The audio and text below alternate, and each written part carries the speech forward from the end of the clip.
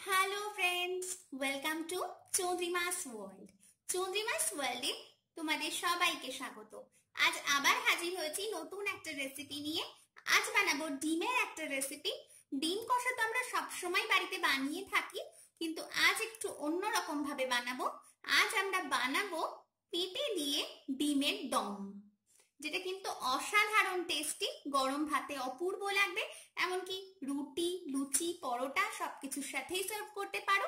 যারা পেঁপে খেতে চাও না তাদেরও এটা ভালো লাগবে। তো রেসিপি প্লিজ দেখে ট্রাই করো। পেঁপে দিয়ে ডিমের দম বানানোর জন্য আমি প্রথমে একটা পাত্র বসিয়ে দিয়েছি, আর তার মধ্যে 5 টেবিল চামচ কিন্তু সর্ষের তেল আমি গরম করে নিয়েছি। তেলটা আমাদের ভালোভাবেই গরম হয়ে গেছে। এখন আমি ডিমগুলোকে ভেজে নেব।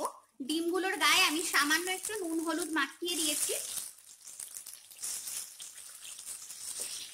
2 মিনিট ফ্রাই করে তুলে নেব, খুব বেশি কিন্তু ভাজবো না।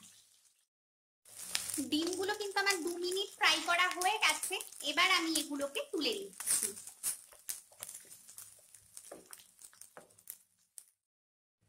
তেলের মধ্যে গোটা গরম মশলা ফোড়ন দিয়ে দিচ্ছি এবং জাস্ট 10 থেকে 15 সেকেন্ডের জন্য সুন্দর গন্ধ বের হওয়া পর্যন্ত এখন অপেক্ষা করব। সুন্দর গন্ধ বের হয়ে গেছে। এবার এর মধ্যে আমি পেঁপে দিয়ে দেব। আমি পেঁপেগুলো বড় সাইজের করে কেটে নিয়েছি, আর এর মধ্যে কিন্তু আমি দুটো আলুও দিয়েছি। যেমন আমরা চিকেন বা ডিম কষা রান্না করতে যেভাবে আমরা আলু বা কেটে থাকি, ঠিক সেরকম বড় করে কিন্তু কাটতে হবে।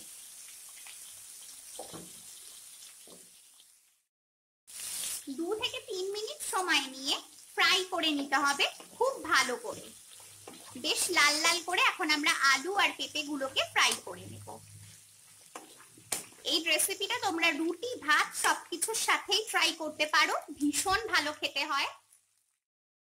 3 মিনিট সময় পর্যন্ত বেশ লাল লাল করে কিন্তু ভেজে নিয়েছি। এবার এর মধ্যে আমি 3 টেবিল চামচ পরিমাণ আদা, রসুন, পেঁয়াজ আর টমেটোর পেস্ট দিলাম। ভালো করে মিশিয়ে দিচ্ছি। তোমরা আলাদা আলাদা করেও কিন্তু দিতে পারো, আমি এখানে একসাথে বেটে নিয়েছি, সেটাই আমার মনে হয়েছে সুবিধা। একটা ছোট সাইজের পেঁয়াজ, একটা ছোট সাইজের টমেটো, 3 কোয়া রসুন আর হাফ টেবিল চামচ পরিমাণ আদা বাটা এখানে আছে। 2 মিনিট কষিয়ে নিয়েছি। এবার নুন চিনি অ্যাড করব, পরিমাণ মতো নুন চিনি দেবে। নুন চিনিটাও মিশিয়ে দিয়ে আরো 1 মিনিট কিন্তু ফ্রাই করে নেব। 1 মিনিট পর এবার আমি গুঁড়ো মশলাগুলো অ্যাড করব। দিয়ে দেব লঙ্কার গুঁড়ো, হলুদ গুঁড়ো আর জিরের গুঁড়ো। এটা কিন্তু বিশেষ কিছু মশলার প্রয়োজন হয় না, সিম্পলি করবে কিন্তু অসাধারণ টেস্ট হবে। একবার অবশ্যই ট্রাই করে দেখতে পারো, কারণ আমাদের বাড়িতে কিন্তু অনেকেই পেঁপে খেতে চায় না, পেঁপে দেখলেই মুখ সেঁটকায়। সেখানে কিন্তু এই রেসিপি ট্রাই করতে পারো, কারণ সবসময় একঘেয়ে কিন্তু পেঁপের তরকারি খেতে মোটেই ভালো লাগে না। তো আমি মিশিয়ে দিলাম। গুঁড়ো মশলা দেওয়ার পর 5 মিনিট সময় পর্যন্ত কিন্তু আমি ভালো করে মশলা কষিয়ে নিয়েছি। এবার আমি এর মধ্যে ভাজা ডিমগুলো অ্যাড করে দেব এবং একটু মিশিয়ে দেব। আর এরপরে কিন্তু আমি এর মধ্যে জল দিয়ে দেব। এবার আমি জল দিচ্ছি। এখানে কিন্তু আমি গরম জল ব্যবহার করছি। গরম জল দিলে কিন্তু টেস্টটা ভালো আসবে। ভালো করে মিশিয়ে দিচ্ছি, আর গ্যাসটাকে বাড়িয়ে আমি এটাকে ফুটে উঠতে দেব। ঝোলটা যখনই ফুটে উঠতে শুরু করবে তখনই কিন্তু আমরা গ্যাস কমিয়ে দেব আর এটাকে চাপা দিয়ে দেব। এখন চাপা দিয়ে আমাদের আলু আর পেঁপেটা সিদ্ধ হওয়া পর্যন্ত অপেক্ষা করতে হবে। এখানে আমি 15 থেকে 20 মিনিট সময় লাগবে। 15 মিনিট পরে কিন্তু একবার চেক করব যেটা হয়ে গেছে কিনা।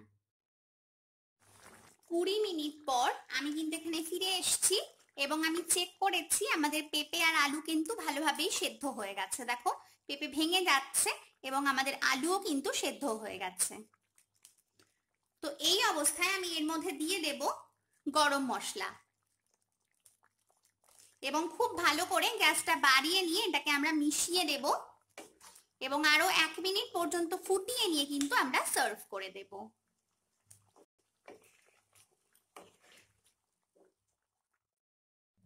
আমি এখানে সার্ভ করে দিয়েছি পেঁপে দিয়ে ডিমের দম। এটা কিন্তু অসাধারণ খেতে হয়, গরম ভাতে অনবদ্য লাগবে, রুটির সাথে, লুচি, পরোটা সমস্ত কিছুর সাথে কিন্তু সার্ভ করতে পারো। প্লাস তোমরা যারা পেঁপে খেতে চাও না তারাও কিন্তু আমাকে বিশ্বাস করে রেসিপিটা অবশ্যই ট্রাই করে দেখতে পারো, নিশ্চয়ই ভালো লাগবে।